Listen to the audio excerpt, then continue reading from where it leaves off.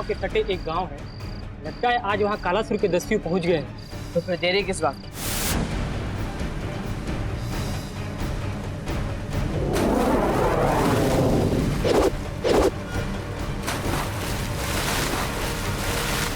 राहुल, ये क्या? कान्हा, ये सब पानी के भीतर जा रहे हैं, रास्ता बनाकर।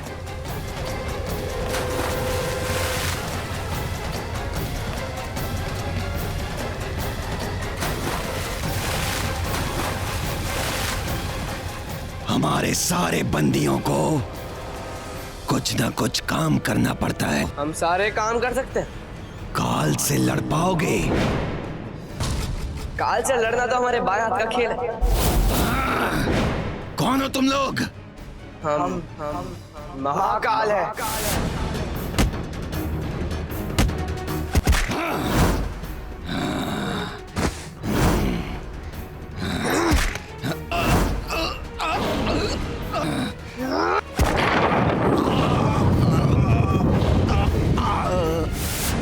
आप दोनों का बहुत बहुत आभार। तुम सबका उद्धार करने वाला मेरे भाई का नाम श्री कृष्ण। तारा रानी की जय! तारा रानी की जय!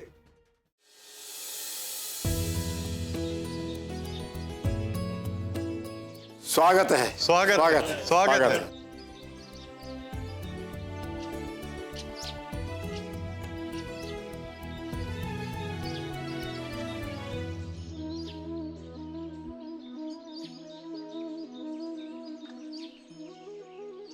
सारे ग्रामवासियों की तरफ से आप दोनों का हमारे गांव में बहुत बहुत स्वागत है।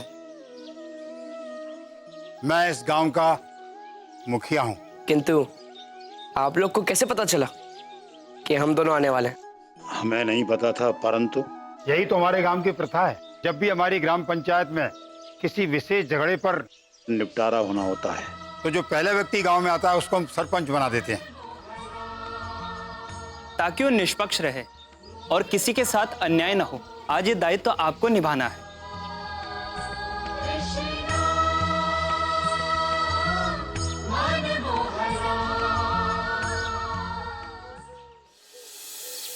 हाँ मदन, बताओ क्या समस्या है तुम्हारी? मेरा छोटा भाई सोहन कुछ बरस पहले चला गया था गांव छोड़कर व्यापार करने, और उसके जाने के बाद मेरे बूढ़े माँ बाप मेरे साथ रहे। ना केवल वे, इसकी पत्नी और इसके बच्चों की देखरेख मैंने भली भांति की।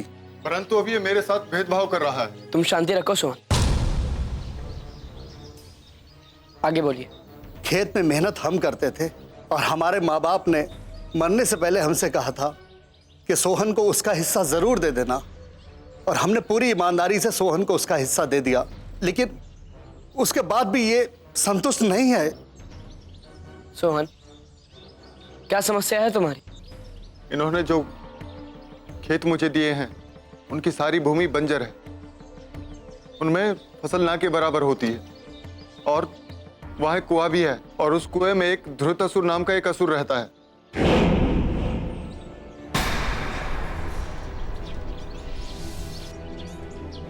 तो रहने दो उस असुर को कुएं में, तुम्हें उससे क्या परेशानी? वो असुर सबको मार देता है।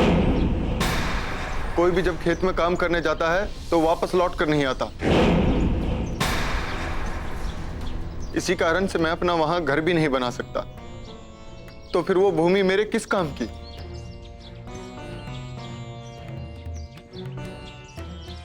यदि वो असुर निकल जाए तो? कैसे निकल जाएगा? असुर जब कोई स्थान पकड़ता है तो उसे ऐसे ही थोड़ी छोड़ता है।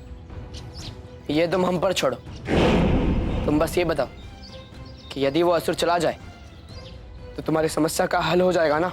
चला भी जाएगा तो फिर बंजर भूमि का क्या करेंगे?